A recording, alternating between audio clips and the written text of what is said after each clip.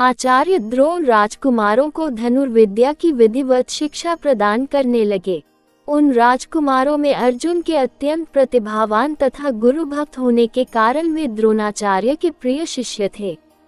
द्रोणाचार्य का अपने पुत्र अश्वत्थामा पर भी विशेष अनुराग था, इसलिए धनुर्विद्या में वे भी सभी राजकुमारों में अग्रणी थे, किंतु अर्जुन अश्वत्थामा से भी अधिक प्रतिभावान थे। एक रात्रि को गुरु के आश्रम में जब सभी शिष्य भोजन कर रहे थे, तभी अकस्मात हवा के झोंके से दीपक बुझ गया। अर्जुन ने देखा अंधकार हो जाने पर भी भोजन के कौर को हाथ मुंह तक ले जाता है। इस घटना से उन्हें ये समझ में आया कि निशाना लगाने के लिए प्रकाश से अधिक अभ्यास की आवश्यकता है और वे रात्रि के अंधकार में निशाना लगाने का अभ्यास करना आरंभ कर दिया। गुरु द्रोण उनके इस प्रकार के अभ्यास से अत्यंत प्रसन्न हुए।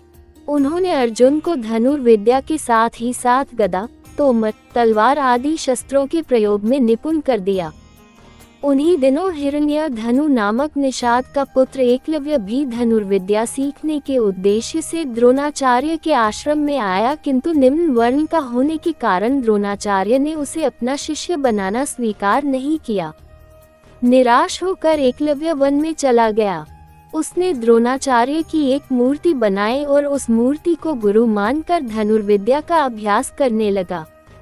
एकाग्रचित्त से साधना करते हुए अल्पकाल में ही वह धनुर्विद्या में अत्यंत निपुण हो गया। एक दिन सारे राजकुमार गुरु द्रोण के साथ आखिर के लिए उसी वन में गए जहां पर एकलव्य आश्रम बनाकर धनुर्विद्या का अभ्यास कर रहा था। राजकुमारों का कुत्ता भटक कर एकलव्य के आश्रम में जा पहुंचा। एकलव्य को देखकर वह भौंकने लगा। इससे क्रोधित होकर एकलव्य ने उस कुत्ते अपना बाण चला कर उसके मुंह को बाणों से भर दिया।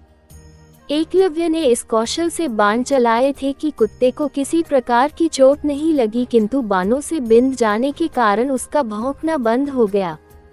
कुत्ते के लौटने पर जब अर्जुन ने धनुर्विद्या के उस कौशल को देखा तो वे द्रोणाचार्य से बोले, हे गुरुदेव, इस कुत्ते के मुंह में जिस कौशल से बाण चलाए गए हैं उससे तो प्रतीत होता है कि यहाँ पर कोई मुझसे भी बड़ा धनुर्धर रहता है। अपने सभी शिष्यों को लेकर द्रोणाचार्य एकलव्य के पास पहुँचे और पूछे, हे वत्स, क्या ये बाण तुम्ही ने चलाए हैं? एकलव्य के स्वीकार करने पर उन्होंने पुनः प्रश्न किया, तुम्हें धनुर्विद्या की शिक्षा देने वाले कौन हैं? एकलव्य ने उत्तर दिया, गुरुदेव, मैंने तो आपको ही गुरु स्वीकार करके धनुर्विद्या सीखी है। इतना कहकर उसने द्रोणाचार्य की उनकी मूर्ति के समक्ष ले जाकर खड़ा कर दिया। द्रोणाचार्य नहीं चाहते थे कि कोई अर्जुन से बड़ा धनुर्धारी बन पाए। वे एकलव्य से बोले, यदि मैं तुम्हारा गुरु हूँ तो तुम्हें मुझको गुरु दक्षिणा देनी होगी। एकलव्य बोला, गुरुदेव, गुरु दक्षिणा के रूप में आप जो भी मांगेंगे मैं देने के लिए तैयार हूँ। इस पर द्रोणाचार्य ने एकलव्य से गुरु दक्षिणा के रूप में उसके दाहिने हाथ के अंगूठे की मांग की। एकलव्य ने सहर्ष अपना अंगूठा दे दिया। इस प्रकार एकलव्य अपने हाथ से धनुष चलाने में असमर्थ हो गया तो अपने पैरों से धनुष चलाने का अभ्यास करना आरंभ कर दिया।